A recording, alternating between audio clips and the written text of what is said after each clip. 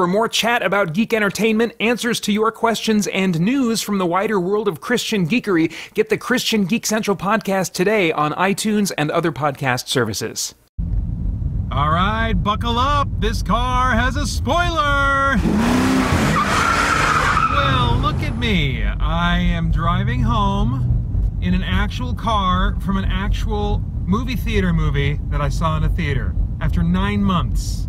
And who knows, maybe it'll be another 9 before I end up seeing a movie in the theater again. But here we are doing a proper spoiler car video. So let's jump into it. Last scene, they come back to the real world, but then there's another monster. I actually am not familiar with the monster that came through at the end. I don't know if the design is just a little bit different for the movie. It's probably one that was not in Monster Hunter World.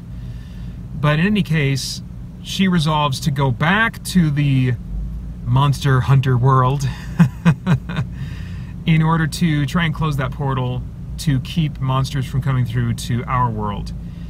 And so it's certainly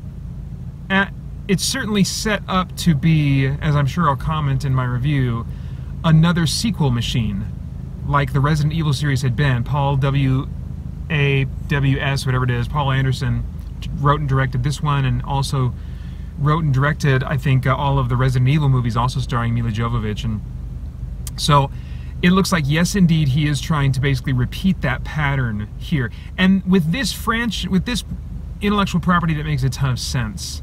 Hopefully there will be a ton more monsters in the sequel. We only got really 2 proper monsters in this one.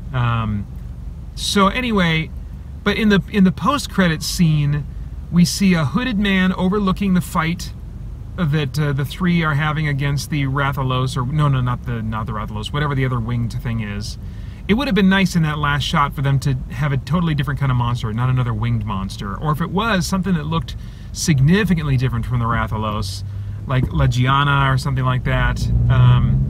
Anyway, or Nergigante, that'd be cool. So there's a hooded man overlooking the proceedings or the fight. I have no idea what that's about. I had to do a quick search, and there's Monster Hunter lore that could be an indication of like one of the first hunters to come to that world or something. I don't know enough about it. What I do know about is the Palicos, and so and that's the biggest centerpiece of the post-credit scene, is the Palico that was just the cook, the pirate Palico, joining the fray and fighting the monster. And so I suspect if there's a sequel, that Palicos will play a much bigger role in them, and hopefully they'll have more budget. My guess is that one reason that the Palicos weren't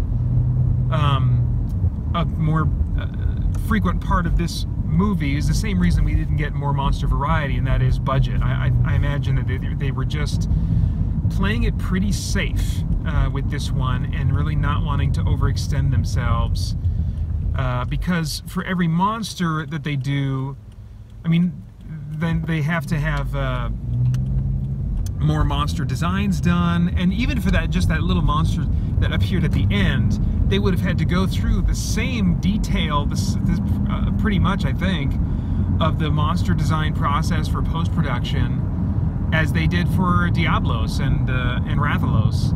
So that's a lot. That's a lot. So the fact that they just had that monster in the end there is kind of a throwaway. Maybe that's why it was very similar to Rathalos, because they were just like, we can't start from scratch with a whole new monster. Let's just do a modified Rathalos.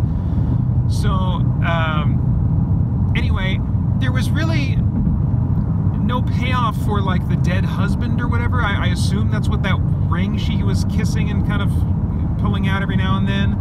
There was no payoff for that. I was bummed about that. I thought maybe that was going somewhere, and maybe indeed it will in a sequel series, but it was a little disappointing that it didn't this time. Anyway, I think I'm running out of room or power or something. I'm getting a red indicator on my timer, so I better wrap this up. But that's really all I had to say. I would definitely want to see a sequel, but would hope that it makes some significant improvements over this one, you know, and I'll talk more about that in my review. That's all for now.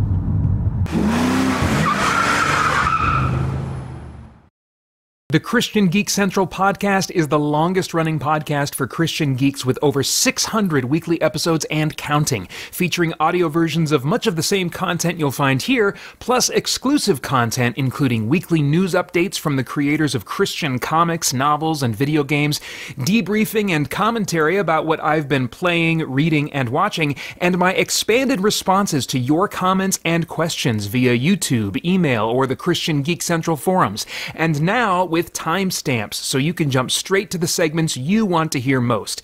Get the Christian Geek Central podcast today on iTunes and other podcast services, and enjoy one more way you can geek out and seek the truth.